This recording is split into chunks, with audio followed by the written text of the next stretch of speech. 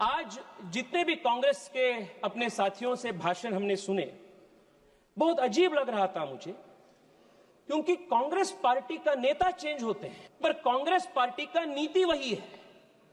1947 से लेकर आज तक कांग्रेस पार्टी के जो कंसिस्टेंट पॉलिसी है वो भारत को और भारत के सशस्त्र बल को सिस्टमैटिकली और डेलिबरेटली वीक करने का एक पॉलिसी है। इसका उदाहरण मैं देना चाहता हूं। At the very beginning of our independence, at the dawn of this nation as an independent country, Pandit Nehru ji की एक स्टेटेड पॉलिसी थी कि भारत को आर्मी का जरूरत ही नहीं है।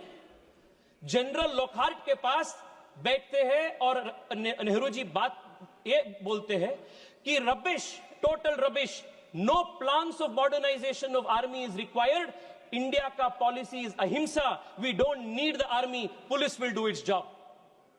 ये नेहरू जी की सरकार की स्टेटेड पॉलिसी थी।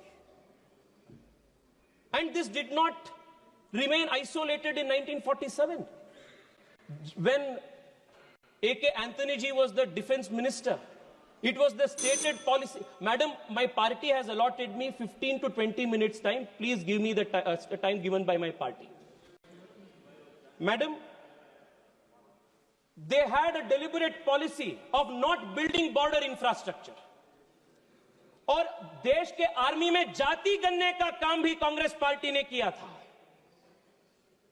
और मैं बैंगलोर से आता हूं और बैंगलोर के HAL हो, DRDO हो, ऐसे कई सारे इंस्टीट्यूशंस को डेलिबरेटली इन लोगों ने वीकन किए थे। 10 साल पहले HAL के पास ऑर्डर बुक्स नहीं था। आज HAL के पास 1 लाख करोड़ रुपए से ज्यादा order books make in India के नरेंद्र मोदी जी के मेड इन इंडिया के कारण के वजह से है। It was a deliberate consistent strategy to weaken the armed forces. Madam, Rafale की बात हो रही थी। The country remembers how the leader of the opposition, in an extremely irresponsible fashion, tried to derail the acquisition of the all-important Rafale, and they also tried to derail the acquisition of Tejas into the armed forces. If it was not for our defense minister Manohar Parrikar, today LCA Tejas would not have been a reality in this country. They had tried to kill all of these made in India defense projects.